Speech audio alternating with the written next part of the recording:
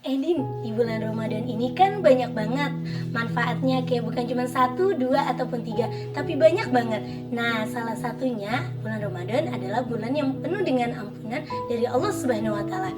Kira-kira apa aja ya amalan yang biasa kita lakuin di bulan Ramadan ini supaya kita mendapatkan ampunan dari Allah Subhanahu wa Ta'ala dan menghapus dosa-dosa kita yang kecil ataupun besar? Ada banyak banget loh Kak pastinya amalan yang bisa kita lakukan selama bulan Ramadan ini.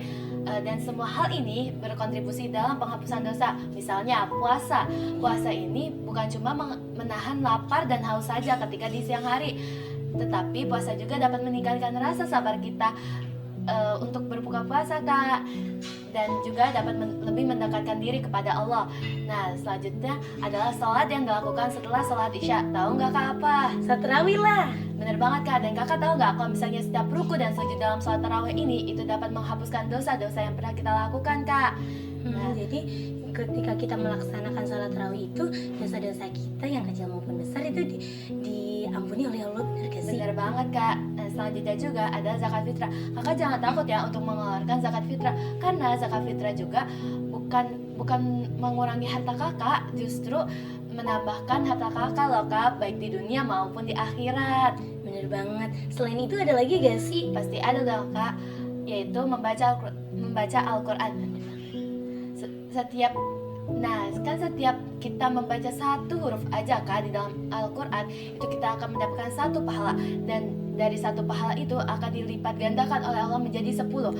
Nah, apalagi kakak kebayang gak sih kalau misalnya kita menghatamkan satu Al-Quran? Pasti banyak banget gak sih pahala yang diberikan Allah kepada kita? Ya bener banget. Seperti yang tadi kamu bilang, kalau Ramadan itu identik dengan membaca Al-Quran.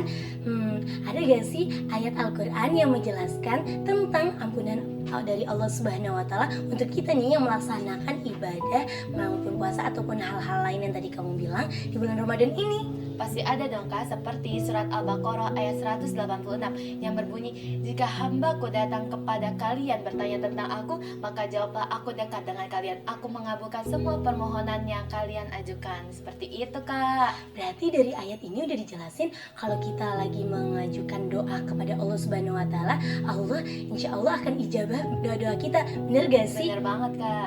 Aku juga pernah membaca dari Salman Al-Farisi. Beliau mendengar Rasulullah Shallallahu Alaihi Wasallam bersabda, salah satu la turaddu da'watuhum as-saimu hina yuftir al-imamul adil wa da'watul mazlum. Jadi di sini dijelasin nih kalau ada 3 golongan yang doanya tuh bakal Allah ijabah. Nah, yang pertama orang yang mengerjakan ibadah puasa sampai waktu berbuka puasa. Yang kedua, imam yang adil atau pemimpin yang adil.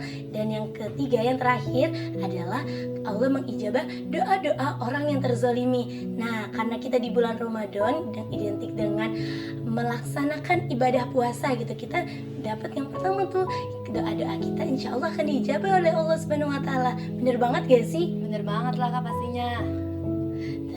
Terus dari sini tuh kita bisa belajar kalau melakukan puasa harus di sini kita bisa belajar kalau kita dengan berpuasa kita harus mengendalikan segala hawa nafsu kita. Benar banget gak sih? Nah, menurut kamu apa sih makna fastabiqul khairat atau biasa kita sebut dengan berlomba-lomba dalam kebaikan? Nah, apalagi di bulan Ramadan pasti banyak banget kan kebaikan. Berlomba-lomba dalam kebaikan itu kita berlomba dalam melakukan setiap perbuatan baik. Misalnya Kak, kita berlomba-lomba untuk menghatamkan Al-Quran. Nah, kan seperti yang aku bilang di awal Kak, kalau misalnya kita membaca satu ayat dalam Al-Quran saja itu dapat 10 pahala. Nah, apalagi kalau misalnya kita berlomba-lomba dalam menghatamkannya Kak, akan berlipat-lipat ganda lah pastinya pahala yang kita terima. Yang penting niat kita untuk mencari ampunan dari Allah Subhanahu wa Ta'ala. Benar banget gak sih?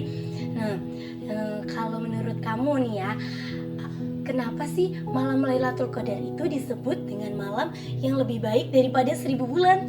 Karena di malam Lailatul Qadar ini semua perbuatan baik kita akan diterima oleh Allah dan kita akan mendapatkan pahalanya.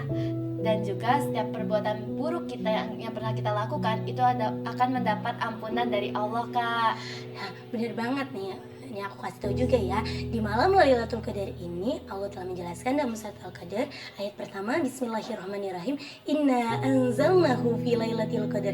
Nah, yang dimaksud anzalnahu di sini adalah ketika Allah menurunkan Al-Qur'an, yakni kalamullah yang diturunkan kepada Nabi besar kita Nabi Muhammad SAW melalui perantara malaikat Jibril.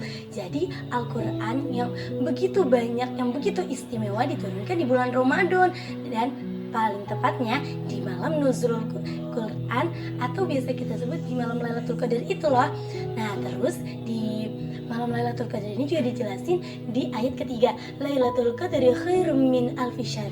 Jadi di sini jelasin kalau malam Lailatul Qadar itu lebih baik daripada 1000 bulan.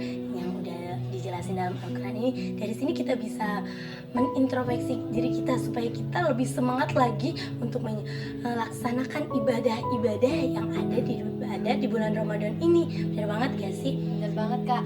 Dan aku juga pernah baca bahwa Abu Hurairah pernah mendengar Rasulullah bersabda, "Idza jaa Ramadana futihatis abwaabal jannah wa ghuliqat abwaabal jahannam wa sufihatis syayatin." Yang artinya jika datang bulan Ramadan, maka pintu-pintu surga itu akan dibuka dan pintu-pintu neraka akan ditutup dan setan-setan akan dibelenggu atau diikat. Hadis riwayat Bukhari Kak. Berarti kalau selama Ramadan ini yang suka menggoda kita bukan setan, tapi hawa nafsu. Bener banget ya sih? Bener banget Kak. Dan bisa juga hawa nafsu kita ini itu menjadi setan yang mempengaruhi kita untuk melakukan hal-hal buruk Kak. Makanya kita jangan mengikuti hawa nafsu kita kepada hal-hal yang buruk. Iya, jadi kita di sini tuh harus mengendalikan hawa nafsu kita. Apalagi di bulan Ramadan, banyak banget cobaannya. Bener banget gak sih? Bener banget Kak. Nah, terus di bulan Ramadan ini kan kita diajarkan untuk saling mengasihi dan saling menyayangi antar sesama. Gimana cara kita untuk mengajarkan kepada orang lain untuk selalu saling mengasihi, saling menyayangi antar satu sama lain, apalagi sesama muslim. Gimana ya menurut kamu? Banyak banget Kak caranya. Misalnya ketika ada teman kita yang sakit nih Kak, kita beri perhatian kepada dia dengan mengambilkan makanan, atau enggak memberinya obat, atau enggak dengan berbagi takjil nih Kak. Karena ketika kita melakukan berbagi takjil itu, kita dapat menyambung silaturahmi antar sesama muslim Kak. Bener banget, berarti bulan Ramadan ini bener-bener momentum yang harus diri kita tuh untuk mengintrospeksi diri kita supaya kita tuh bisa semangat lagi untuk menyambut bulan Ramadan ini, untuk melaksanakan ibadah puasa ataupun ibadah-ibadah lain yang seperti kamu bilang. Soalnya bulan Ramadan itu, di bulan Ramadan ini pahala kita dilipat gandain. Ya, bulan Ramadan juga bulan yang penuh dengan ampunan dari Allah Subhanahu wa taala. Yang tadi kayak kamu bilang, di sini juga diturunkannya Al-Qur'an ada di bulan Ramadan.